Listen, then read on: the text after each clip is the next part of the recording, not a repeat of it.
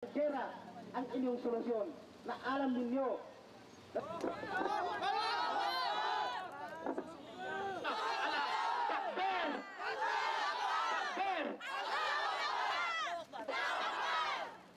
Mga kapatid,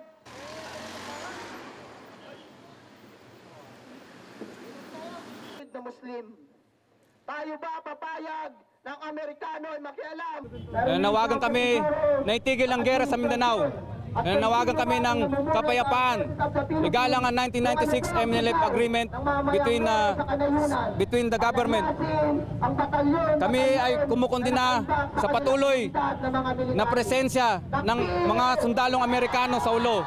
Marami ang nakita na mayroong mga US soldiers sa ulo.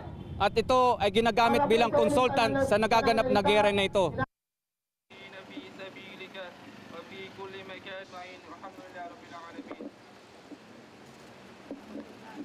Kasama